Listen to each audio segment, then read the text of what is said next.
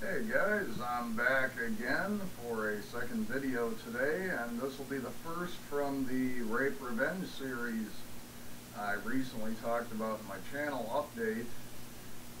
I've seen quite a number of people on here doing, like 7 days of, loosely related films stylistically.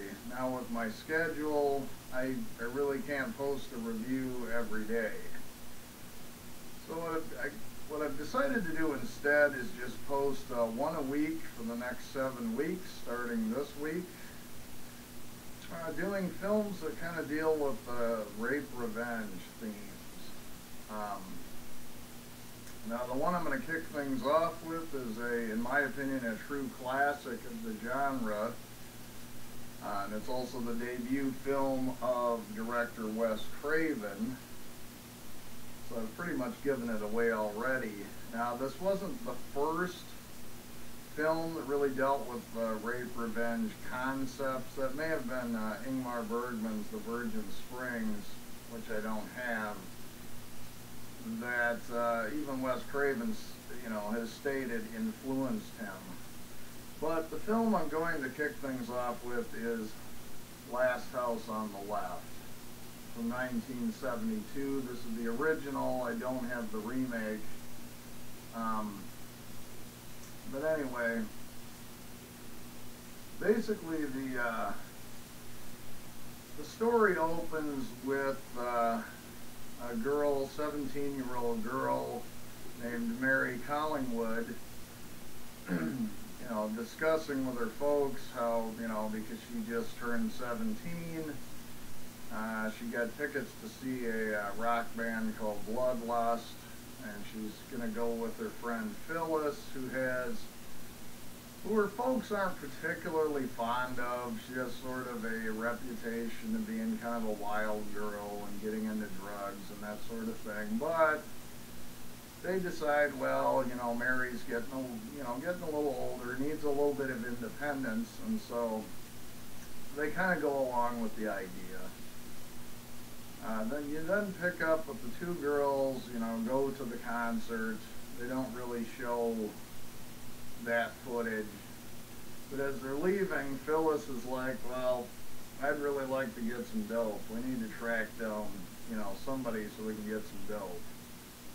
Well, as they're saying that, they're walking by this like apartment building, and there's a guy standing there, and he's like, well, hey girls, I overheard you were looking for some dope. He's like, well, my dad, has some, and need to hook you gals up for a reasonable price and so on.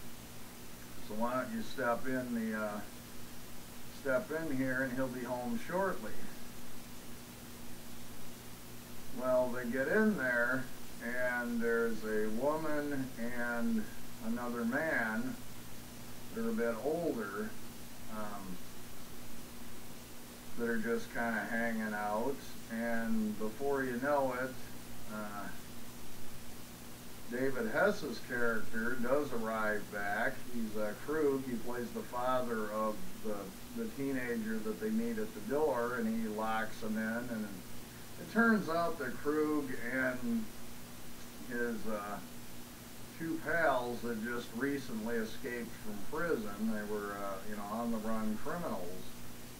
So they sort of mentally torment the girls and screw with them a little bit. And then, it's been a while since I watched this, guys, and I didn't, unlike most of my reviews, watch this one fresh, because I've seen it so many times. I don't remember if it's the next day or later that day or exactly what, but they grab the two girls, they throw them in the back of a trunk of their car, and then Krug, his son, his essentially girlfriend, and another guy that escaped from the prison with him, hop in the car, drive out to this wooded area with the two girls being in the trunk. Now they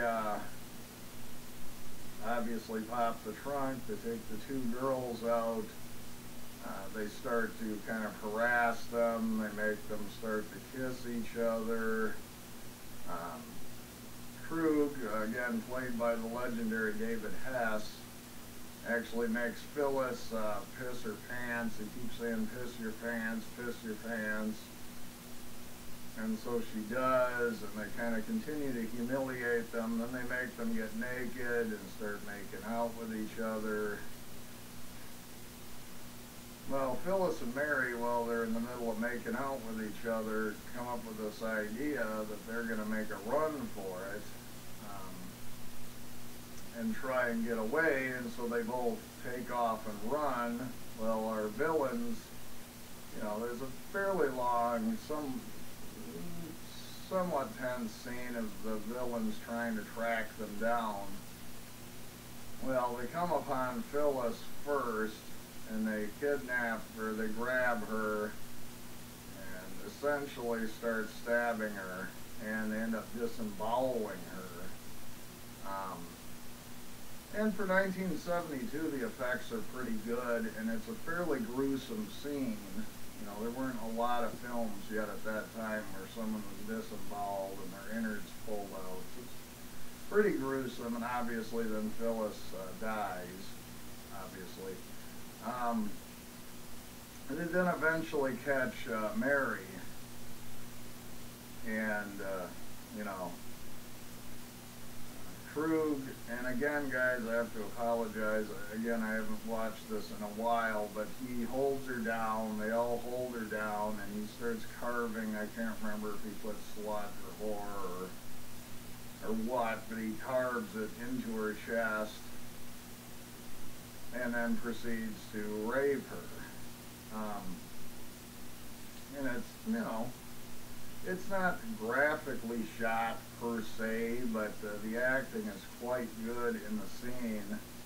And so it is a pretty convincing rape scene. That the gal that plays Mary, I thought, did a spectacular job in this scene. You know, so it's pretty hard to watch. After Krug gets up off of her, and the four of them, there's a scene where Mary gets up and she's kind of shaken and twitchy and of course covered in blood, and the wooded area that they're in is right near a river, and she starts slowly staggering towards the water. And then, to me, it's one of the most powerful visual moments in the film. While she's doing this, the four villains are all kind of looking at themselves. They're all covered with blood, and they're kind of looking at each other like, you know, what the hell are we? Are we monsters? Or, you know, what have we done here? And it's just a really good scene. You know, there's no dialogue spoken, but it's a fairly powerful moment, I thought, in the film. You know, as Mary's made her way to the water and starts to walk into the river, Krug pulls out a handgun and shoots twice, and you see Mary's body floating in the water, face down, and of course she's also passed away. Well, the four villains now are, you know, are in a bit of a shambles.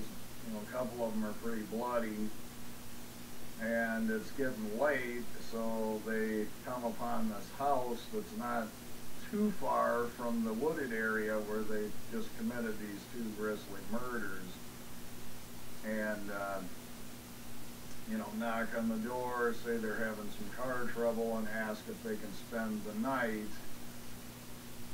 And I'm not going to go too much further because I don't want to spoil the conclusion. It's pretty exciting. A lot of things happen. It's fairly grisly. But it turns out that the house in which these four criminals spend the night is the house of the parents of Mary Collingworth.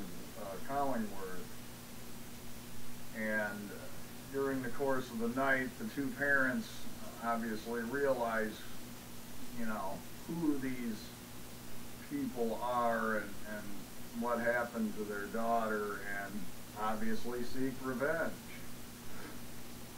And like I say, you guys will have to tune in and actually watch the film to find out how they go about getting their revenge and if any of these villains makes it out alive. Basically, my thoughts on the film: I really enjoyed it. I think it's a true classic. It's probably my favorite Wes Craven film, which might be a controversial statement to some. But it kind of kick-started at least the modern retellings of the rape revenge story. And so I had to kind of do this one first. It just seemed fitting to kick off this 7-week series that I will be doing. And like I say, it's good. The acting for the most part is good. The film does get a couple of strong criticisms. There is a few sequences thrown in where the parents notify these two bumbling, like, Keystone cops, and they're trying to track down, Mary and her friend before, obviously, they find out they're deceased. And I think Wes tried to put it in there to add a little levity because it's such a dark and such a serious film.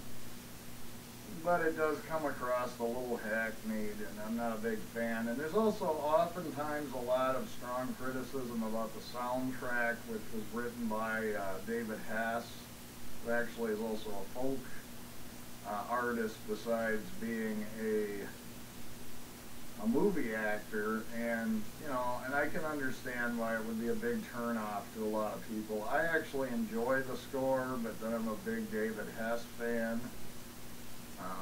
And I enjoy, actually some of his music outside of film.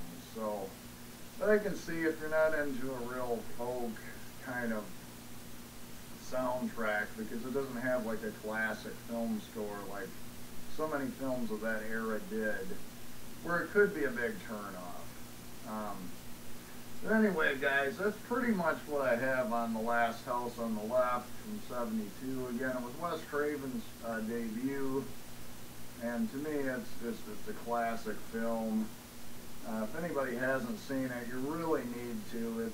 If you're into rape revenge stories, this would be a great place to start. And it's generally, you can pick it up fairly inexpensively. This is the MGM release. I think I only paid a few dollars for this. There's a number of other releases out there as well, guys. But anyway, this is week 1 of what will be a 7-week review series based on rape revenge films. So anyway, guys, as always, thanks an awful lot for stopping by and giving this a watch, and I'll talk to you later.